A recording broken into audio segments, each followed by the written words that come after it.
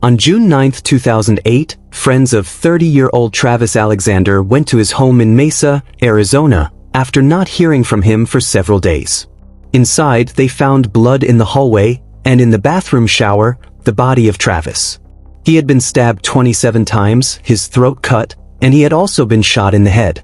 When police arrived, they began piecing together what happened. A bloody palm print was found on the wall, and a damaged camera recovered from the washing machine contained deleted photos from the day of the killing. These discoveries quickly pointed investigators toward one person, Travis's ex-girlfriend, Jodi Arias. In this video on Dark Crime Casefiles, we'll break down everything about this case, the crime scene, the investigation, and the trial that became one of the most watched in America. At the center of it all lies one question: was this self-defense? Or was it cold-blooded murder? After the discovery at his home, the question was not just who killed Travis Alexander, it was who Travis was. Travis Victor Alexander was born July 28, 1977, in Riverside, California. He grew up in a large family and, by his own account and reports, experienced a difficult childhood. Both of his parents struggled with drug addiction, and as a boy he spent time living with his grandparents. Despite those early hardships, Travis worked to build a different life. He became a salesman and a motivational speaker for prepaid legal services, traveling frequently for work and speaking at company events. Friends described him as outgoing and driven. In his personal life, Travis was active in the Church of Jesus Christ of Latter-day Saints. His faith was an important part of his identity and affected how he lived and how he wanted to be perceived. People who knew him remember a man with big plans, someone who invested in self-improvement, who led sales teams, and who moved easily between church activities and his work. At the same time, friends would later tell reporters that Travis could be private about some parts of his life and that he sometimes struggled to balance his faith with other choices he made. That mix, ambition, charisma, deep religious commitment, and a complicated personal life, is what made Travis Alexander a figure people cared about. It also set the stage for the relationship that would ultimately bring him into danger. Jodi Arias was born July 9, 1980, in Salinas, California. She grew up in Northern California and left high school before graduation. As a young adult, she worked various jobs, including waitressing, and pursued photography as an interest. Friends and acquaintances later described her as an aspiring photographer. People who knew Jodi described her as attractive and charming.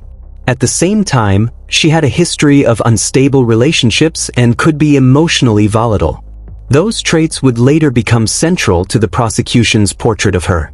Jodi met Travis Alexander in September 2006 at a work convention in Las Vegas. Their relationship began soon after, and Jodi converted to the Church of Jesus Christ of Latter-day Saints later that year. The conversion was presented at trial as part of their intense connection. After the early months of dating, Arias and Alexander's relationship became on-again, off-again. Court records and testimony later showed patterns of reconciliation and conflict, frequent breakups and makeups that kept them entangled. Friends and co-workers told reporters that Jodi could be controlling. The trial later included testimony that described jealous behavior, stalking-like actions, and efforts to monitor Travis's life. Prosecutors used that pattern to argue motive. Despite the darker elements, Arias presented herself publicly as committed and devoted after converting to Mormonism in late 2006. That contrast, devout outward behavior versus private volatility, became a key theme in both media coverage and courtroom arguments. In short, Jodi Arias was more than a single label. She was an aspiring photographer and a worker with ordinary aims, but she also had a history of turbulent relationships and intense emotional reactions. Those contradictions would play out over the next 2 years with tragic results. For Travis Alexander and Jodi Arias, their story began in September 2006 at a work convention in Las Vegas. They met at a prepaid legal event. The connection was immediate. Within days they were seeing each other regularly. What followed was an intense relationship. Jodi moved quickly. She converted to the Church of Jesus Christ of Latter-day Saints after meeting Travis. That conversation was important to both of them. It gave their relationship a public framework, faith, shared values, and a sense of belonging. But beneath the surface, the relationship was complicated. Travis held strong religious beliefs that shaped his daily life. He expected certain standards from himself and from those close to him. At the same time, the sexual side of their relationship often conflicted with those standards. That tension between private behavior and public faith created strain. It is a theme that appears repeatedly in witness statements and trial testimony. Their relationship was not steady. It became on again, off again. They would break up, then reconcile, then break up again. Each time they reunited, things seemed to return to normal for a while. But the pattern continued. Short periods of harmony followed by conflict. Jealousy and control were recurring problems. Friends and coworkers later described Jodi as jealous and, at times, controlling. They said she wanted to be part of every aspect of Travis's life. Accounts to police and to the court included examples of her checking his phone, monitoring his contacts, and confronting him about other women. There were other warning signs. Neighbors and friends spoke of incidents that suggested an extreme level of monitoring. On more than one occasion, Jodi was accused of intrusive behavior, showing up uninvited at Travis's home, sending repeated messages, and pressing him for answers about where he had been and who he had seen. She also used technology to track and investigate him. At trial, testimony referenced attempts to access his online accounts and private messages. On at least one occasion, tension spilled into damaging acts. Reports emerged that tires on Travis's car had been slashed. Whether or not every allegation was proven, such claims painted a picture of a relationship marked by suspicion and retaliation. Travis had friends who grew concerned. Several told investigators they worried about how dependent Jodi seemed to be on him. They warned Travis that the relationship was volatile and possibly dangerous. Some friends urged him to cut ties. Others said he never fully took the warnings seriously, believing he could manage the situation or that his faith and their bond would prevail. Throughout this period, both sides presented different versions of events. To some, Jodi appeared devoted, even willing to change her life for Travis. To others, she seemed unstable and possessive. The contrast was stark, a woman who publicly embraced the church and its values and a private life that, according to witnesses, was marked by intense emotion and repeated conflict. By mid-2008, the relationship had evolved into a pattern that would be key to understanding what happened next. The constant makeups and breakups, the jealousy, and the warnings of friends were not background details. They were the context in which the events of June unfolded. Those patterns would shape the narratives offered by both prosecution and defense when the case finally reached court. In late May 2008, something small but suspicious happened that would later matter in the investigation. On May 28, Jodi Arias' grandparents reported a .25 caliber handgun missing from their home. Detectives would note that theft during the later inquiry. At the same time, tensions between Travis and Jodi were rising. Travis had started seeing other women, and friends say that increased friction between them. Prosecutors later argued that jealousy intensified the conflict. On June 2, 2008, Jodi rented a car in Redding, California, and began what she described as a business trip. Over the next several days, she drove extensively, eventually returning the rental after thousands of miles. The car's return and the trip became a focus for investigators because of the trip's timing and condition. On June 4th, Jodi stopped at Travis Alexander's home in Mesa, Arizona. The two spent time together that afternoon. Police later recovered deleted photos from a digital camera found in Alexander's home. Those images showed the couple together in sexually suggestive poses earlier on June 4th, and the last image of Travis alive was time-stamped late that day. Those images would become key pieces of the timeline. Witnesses later testified that Jodi had changed her appearance during the trip and had fresh cuts on her hands when she met a coworker. The rental car was reported by staff to have red stains on the seats when it was returned. Investigators could not directly tie every detail to the crime, but the trip added to suspicions about what happened in early June. Friends of Travis told police they had warned him about Jodi for months. Some said Travis had grown uneasy and even used the word dangerous when talking about her. Those warnings, combined with the stolen gun, the long car trip, and the photos recovered from the camera would shape the prosecution's case. By June 9th, when friends forced entry into Travis's home and found his body, investigators already had a developing timeline and a list of questions. Where had Jodi been in the days before the murder? Why had she taken that trip? And what did the recovered camera images really show? Those questions would drive the investigation and the trial that followed. On June 4, 2008, in the late afternoon, the violence that had been building finally erupted. Travis Alexander was killed in his Mesa home. An autopsy later showed he had been stabbed 27 times, his throat had been cut, and he had also suffered a gunshot wound to the head. His body was left in the shower stall. By the time friends forced entry days later, the body had begun to decompose. At the scene, investigators found several key pieces of evidence: bloody palm prints, traces of DNA, and a damaged digital camera that had been placed in the washing machine. Forensic technicians were able to recover deleted images from that camera. The photos showed Travis alive earlier that day and included intimate pictures of the couple. Some images were later interpreted as part of the timeline leading up to the attack. The brutality of the killing shocked those who knew him and intensified questions about motive and opportunity. Those unanswered questions, the timing of the photos, the source of the palm print, and why the camera was hidden, would drive the police investigation and become central evidence in the trial that followed. Within days of finding Travis's body, investigators began collecting evidence and building a timeline. Forensic teams recovered a bloody palm print in the hallway, traces of DNA, and a damaged digital camera hidden in the washing machine. Technicians were later able to restore deleted images from that camera. Pictures that placed Travis alive earlier on June 4th and that became central to the timeline.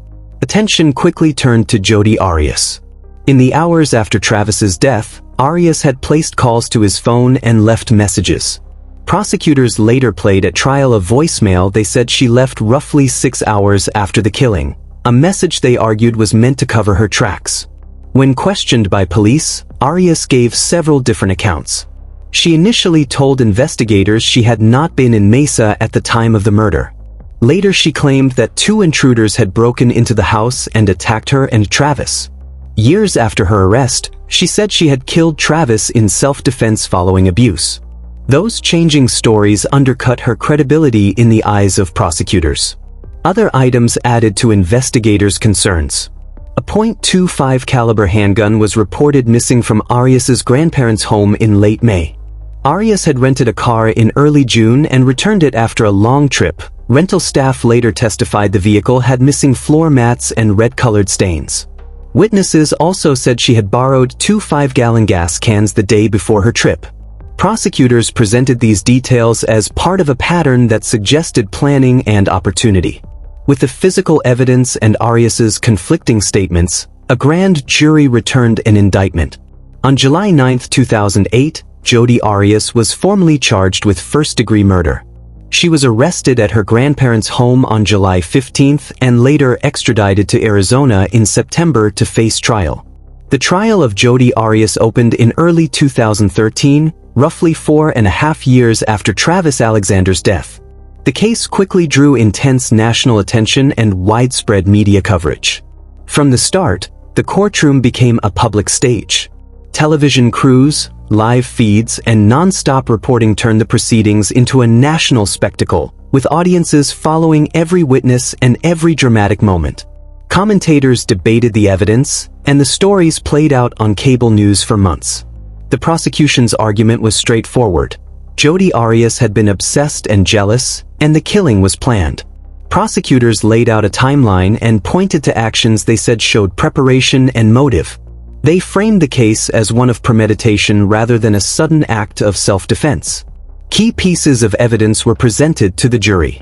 Investigators displayed recovered photos from a damaged digital camera, the bloody palm print found in the home, and forensic details that prosecutors said did not match Arias's accounts. The prosecution used the photos and the timeline to argue that the killing was not spontaneous. The defense answered with a different story. Travis Alexander was abusive, and Jodi Arias acted in self-defense. Over the course of the trial, The defense called experts and witnesses to describe past incidents of alleged abuse and to argue that Arias suffered from emotional and psychological trauma. In a move that drew extraordinary attention, Arias took the stand in her own defense. She testified for 18 days, recounting her version of events, describing abuse she said she suffered, and answering intense cross-examination. Her lengthy testimony, at times rambling and inconsistent, became one of the most talked about aspects of the trial. On May 8, 2013, after about 15 hours of deliberation, the jury returned a guilty verdict. Jodi Arias was found guilty of first-degree murder for the death of Travis Alexander. The trial then moved into the penalty phase, where jurors were asked to decide whether Arias should face the death penalty. That phase was contentious and emotional, with victim impact statements from Travis's family and testimony aimed at showing the horror of the crime. In the initial penalty deliberations and again during a 2015 retrial of the penalty phase, jurors could not reach a unanimous decision to impose death. The penalty jury deadlocked, producing a mistrial on sentencing after an 11-1 split in favor of death. Because the juries failed to unanimously agree on death, the decision fell to the judge. On April 13, 2015, Judge Sherry Stevens sentenced Jodi Arias to life in prison without the possibility of parole. Members of Travis Alexander's family reacted with visible relief in court, but also with deep sorrow. The conviction and long legal process brought few comforts and left lasting grief. Outside the courtroom, the case continued to generate intense public debate about whether Arias was a calculating killer or a woman who had been driven to a desperate act. After her sentencing, Jodi Arias was transferred to Perryville Prison in Goodyear, Arizona, where she remains today, serving life without parole. Over the years, she has continued to file appeals, but none have gained real traction in the courts. Even behind bars, Arias has maintained a public presence. She has produced and sold artwork from prison, attracting both critics and supporters. For many, this has only added to her notoriety. For Travis Alexander's family, the pain has never truly faded. They continue to honor his memory, remembering him as a driven, charismatic young man whose life was cut short in a brutal way. The trial itself left a major mark on American true crime history. Broadcast live and dissected daily, it became one of the most followed court cases of the 21st century, often mentioned in the same breath as O.J. Simpson or Casey Anthony. Beyond the media spectacle, though, the story is a cautionary tale. At its core, it is about how obsession, jealousy, and deception can spiral into tragedy, leaving behind broken families, unanswered questions, and a reminder of the human cost at the center of the headlines. The Jodi Arias case remains one of the most unforgettable trials in American true crime history. Years later, it still sparks debates, documentaries, and heated discussions. But beyond the headlines, at the heart of it all was the life of Travis Alexander, a young man whose dreams and potential were cut short in the most brutal way. And now the question turns to you. What do you think? Was Jodi Arias a victim pushed to her breaking point? Or was this always a calculated plan? Share your thoughts in the comments. We'd love to hear where you stand. If you found this case compelling, make sure you stay with us for more. Subscribe to Dark Crime Casefiles, where no crime stays in the dark. Here, we don't just skim the headlines. We bring you the full stories, the hidden details, and the haunting truths behind the cases that shook the world. New cases drop every week, so hit that subscribe button and turn on notifications, because the next case may just be darker than this one.